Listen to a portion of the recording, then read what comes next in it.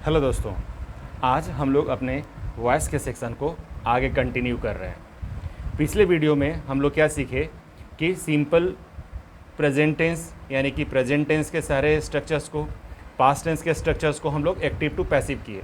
आज हम लोग फ्यूचर टेंस के जो स्ट्रक्चर्स हैं उसको हम लोग एक्टिव टू पैसिव करने का सीखेंगे दोस्त। चलिए आज शुरू करते हैं। सिंपल फ्यूचर टेंस, ठीक है। अब इसका स्ट्रक्चर क्या होता है बाबू? सिंपल फ्यूचर का सब्जेक्ट प्लस क्या होगा? शैल या will plus V1 plus object, यही होगा बाबू। इसका अगर जब हम लोग पैसिव करेंगे तो क्या हो जाएगा? सब्जेक्ट प्लस शैल या विल। अब यहां पर देखिए बाबू, हम लोग क्या बोले थे? V3 लगाएंगे, तो एक डमी हमको V1 चाहिए, क्योंकि हम जानते हैं शैल या विल के बाद V1 लगता है। तो यहाँ पर एक डमी V1 B लगा देंगे प्लस V3 लगा देंगे प्लस ऑब्जेक्ट लगा देंगे बाबू। क्लियर हुआ? शैल या विल के बाद V1, यहाँ शैल या विल के बाद एक V1 लगेगा, जो डमी हम V1 लगा रहे हैं, ठीक है, तो B लगा दिए बाबू। क्लियर है? अब इसका एग्जाम्पल देख लिया जाए। एग्जाम्पल क्या होगा? मैं इस प्रश्न का उत्तर दूंगा। अगर हम ऐसे लिखें, मैं इस प्रश्न का उत्तर दूंगा, ऐसा लिखा जाए तो इस प्रश्न का उत्तर मेरे द्वारा दिया जाएगा, ऐसा ही होगा ना बाबू? इस प्रश्न का उत्तर मेरे द्वारा दिया जाएगा, कुछ ऐसा ही होगा। क्लियर है? तो इसका हम अगर इंग्लिश करेंगे बाबू, ट्रांसलेट करेंगे तो कैसे बनेगा? I will answer this question.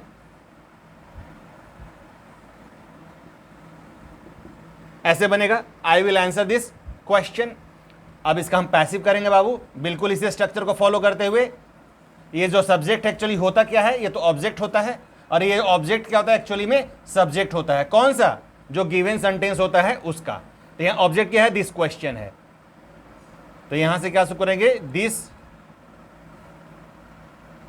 Question will be answered by me. अब यहां से थोड़ा सा, जैसे हम लोग हमेशा करते हैं, बाय मी हटाकर देखें और यहां से मेरे द्वारा हटाकर देखें। अब पढ़ के देखिए बाबू, कितना अच्छा लगेगा सेंटेंस। मैं इस प्रश्न का उत्तर दूंगा, I will answer this question. इस प्रश्न का उत्तर दिया जाएगा, this question will be answered. अब इस तरह का सेंटेंस हम लोग बहुत सारे जगहों पर देते हैं। जैसे कोई भी अगर आपको बोलता है इसका आंसर आपको दिया जाएगा, आप समय का इंतजार कीजिए, आपको आंसर मिलेगा। हम लोग ऐसे बोलते हैं, भगवान की लाठी में क्या होता है? आवाज नहीं होता है, वो आपको आंसर देंगे, आप जो कर्म कर रहे हैं उसका आंसर मिलेगा। तो इस तरह का बात हम लोग जब बोलते हैं, तो अगर इंग्लिश में बोलना रहेगा तो आपके जो कर्मों की सजा आपको मिलेगी। ऐसे हम लोग बात करते हैं, आपके प्रश्न का उत्तर दिया जाएगा, this question will be answered. या आपके प्रश्नों का उत्तर दिया जाएगा, मतलब आपके प्रश्न का, मतलब your questions will be answered very soon. बहुत जल्दी ही आपके प्रश्नों का उत्तर दिया जाएगा। ऐसे करके हम लोग बोलते हैं बाबू। एक दूसरा अगर एग्जाम्पल ले लें, तो ये तो हुआ एक एग्जाम्पल। एक एग्जाम्पल और ले लेते हैं। जैसे हम लोग क्या बोलेंगे इसको एग्जाम्पल में बाबू? एक अच्छा एग्जाम्पल सोच लीजिए। हम लोग जन्मदिन को सेलिब्रेट करेंगे, मनाएंगे, मतलब हम आपके जन्मदिन को मनाएंगे, ऐसे हम लोग बोलते हैं। तो आपके जन्मदिन को हम लोगों के द्वारा मनाया जाएगा, ऐसे बोलेंगे। हम लोग आपके जन्मदिन को मनाएंगे, ठीक है। तो आपके जन्मदिन को हम लोगों के द्वारा मनाया जाएगा, आपके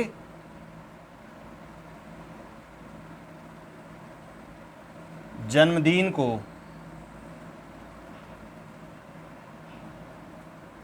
हम लोगों के द्वारा मनाया जाएगा। ऐसे लिखेंगे बाबू। तो we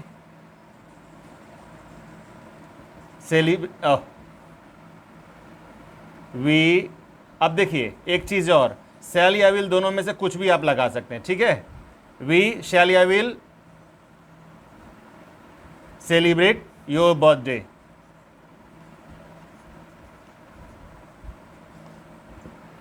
we shall celebrate your birthday, हम लोग आपके जन्मदिन को मनाएंगे।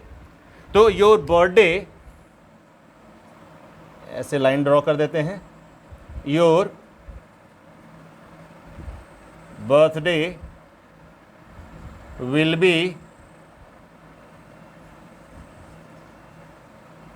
Celebrated by us. अब यहां से बाई अस को अगर हटा दिया जाए और हम लोगों के द्वारा को अगर हटा दिया जाए बाबू, देखिए कितना सुंदर वाक्य बनता है। हम लोग आपके जन्मदिन को मनाएंगे, we shall celebrate your birthday. आपके जन्मदिन को मनाया जाएगा, your birthday will be celebrated. कितना सुंदर लग रहा है, ये काम किया जाएगा, ये काम हो जाएगा। हम लोग अगर इस तरह का बात करें तो कितना सुंदर लगता है, ठीक है। अब हम लोग क्या करते हैं, फ्यूचर परफेक्ट बनाएंगे बाबू। यहां पर फ्यूचर कॉन्टिन्यूअस का पैसिव नहीं बनता है, ठीक है। कुछ किताबों में, जैसे कि पिछले वीडियोस में हम आपको बताएं, कुछ किताबों में आपको भले ही दिख जाए, but most of the books में आपको ये नहीं मिलता है। तो फ्यूचर टेंस में सिर्फ दो स्ट्रक्चर का आपको पैसिव बना हुआ मिलेगा। पहला जो है सिंपल फ्यूचर और दूसरा क्या मिलेगा बाबू, फ्यूचर परफेक्ट। ओके, तो हम लोग क्या करते हैं, इसको इरेज कर देते हैं, साफ कर देते हैं, और हम लोग अब फ्यूचर परफेक्ट को एक बार बना लेंगे बाबू। क्लियर है? चलो, यहां हो गया एक्टिव वॉइस, यहां हो गया passive voice. Future perfect tense, इसका स्ट्रक्चर क्या होता है बाबू, सब्जेक्ट प्लस शैल या विल होगा, प्लस क्या लगेंगे, have plus V3 plus object, ठीक है। यहां पर हैव क्या है बाबू, आप तो बोलेंगे सर हम लोग तो हैव तो परफेक्ट में लगाते हैं, यस लगाते हैं। सर हैव तो V3 होता है, यस नहीं, परफेक्ट में हैव लगाते जरूर हैं, लेकिन यहां पर जो हैव है ना, ये V1 है, समझे। कैसे V1 है, आप एक काम कीजिए, आप हमारे वर्ब फॉर्म का वीडियो देखिए, उसमें आपको इसका स्ट्रक्चर दिखता है। क्या स्ट्रक्चर दिखता है, हैव, दूसरा क्या लगेगा, हैड, तीसरा क्या लगेगा, हैड, तीसरा क्या लगेगा, हैविंग, चौथा पांचवा वाला क्या लगेगा, हैज। देखिए ये V1, V2, V3, V4, V5। Clear है? तो हम लोग यहां पर क्या लगाए हैं, V1 लगाए। क्लियर हुआ? ये देखिए V1। अब ये मत समझिएगा सर परफेक्ट में तो V3 लगता है, यस लगता है, बट यहां पर जो हैव है ये V1 की तरह इस्तेमाल हुआ है। क्लियर है? जो V1 की तरह भी इस्तेमाल हुआ हो और परफेक्ट में भी लगता हो, यहां हैव है, ठीक है। चलिए आप उसको वो वाला वीडियो देख लेंगे, आपको पूरा का पूरा फंडा क्लियर हो जाएगा बाबू, ठीक है। चलिए इसका हम लोग पैसिव देख लेते हैं। तो सब्जेक्ट प्लस शैल या will plus have plus been लगता है बाबू, यहां पर क्या लगता है, बीन लगता है, प्लस V3 प्लस ऑब्जेक्ट। इसका एग्जांपल देख लेंगे तो हम लोग क्या बोलेंगे, माँ कल माँ खाना बना चुकेगी। ऐसा हम लोग एक वाक्य लेते हैं, माँ खाना बना चुकेगी, खाना माँ के द्वारा बनाया जा चुकेगा, खाना माँ के द्वारा बनाया जा चुकेगा। ठीक है बाबू। अब इसको इंग्लिश में करेंगे तो कैसा लगेगा, mother will have cooked food, mother will have cooked food। अब इसका हम लोग पैसिव करेंगे तो क्या होगा, food will have been cooked by mother। अब यहां पर बाई मदर को अगर हटा दिया जाए, माँ के द्वारा हटा दिया जाए तो कैसा लगेगा, खाना बनाया जा चुकेगा, माँ खाना बना चुकेगी, खाना बनाया जा चुकेगा, food will have been cooked. Clear है बच्चा। चलो एक एग्जांपल और ले लेते हैं हम लोग, कैसा बोलें इसको, एक और अच्छा सा एग्जांपल। हम लोग इंग्लिश बोल चुकेंगे, हम लोग हिंदी बोल चुकेंगे, हम लोग मराठी बोल चुकेंगे, हम लोग बांग्ला बोल चुकेंगे, कुछ भी हम लोग इस तरह का बात बोलेंगे। हम लोग अंग्रेजी बोल चुकेंगे, यानी हम लोग वो काम कर चुकेंगे। अगर कोई स्पेसिफिक काम है तो हम लोग वो काम कर चुकेंगे। दोस्त हम यहाँ कोशिश कर रहे हैं कि जहाँ तक हो सके हम आपको अलग अलग तरह का ट्रांजिटिव वर्ब का यूज़ करके दिखाने की कोशिश कर रहे हैं। एक आधा रिपीट हो गया होगा, इसमें कोई दो राय नहीं है, बट हम जहाँ तक कोशिश कर रहे हैं कि आपको अलग अलग ट्रांजिटिव वर्ब आप यूज़ कर पाएँ। ठीक है, तो हम लोग अंग्रेजी बोल चुकेंगे तो क्या लिखेंगे बाबू इसको, we shall have spoken English. ठीक है, हम लोग अंग्रेजी बोल चुकेंगे तो अंग्रेजी हम लोग के द्वारा बोला जा चुकेगा, अंग्रेजी हम लोगों के द्वारा बोला जा चुकेगा। क्लियर है दोस्त। तो इसको कैसे बनाएंगे, English will have been spoken by us।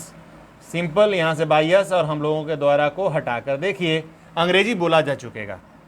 Clear है बाबू।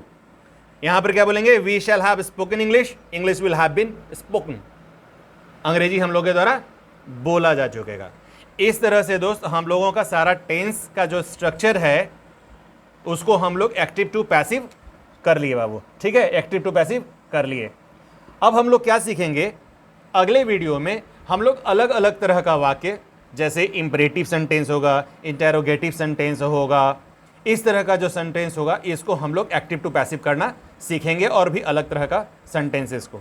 ठीक है दोस्त, मिलते हैं अगले वीडियो में। आप क्या कीजिए, इसको प्रैक्टिस करते रहिए बाबू, जो भी आपके पास किताब हो उसे थोड़ा प्रैक्टिस कीजिएगा। हाँ, एक चीज़ और, 2-4 वाक्य का 10 वाक्य जितना आपसे पॉसिबल हो सके हिंदी जरूर करने का कोशिश कीजिएगा। जो भी आप एक्टिव टू पैसिव करेंगे, एक्चुअली ग्रामर के बुक में इंग्लिश में दिया रहता है, आप 2-4 सेंटेंस का 10 सेंटेंस का हिंदी जरूर कर लेंगे बाबू, ये आपका थोड़ा पकड़ को ज़्यादा मजबूत कर देगा। ठीक है, मिलते हैं अगले वीडियो में। थैंक यू, प्रैक्टिस करते रहिए।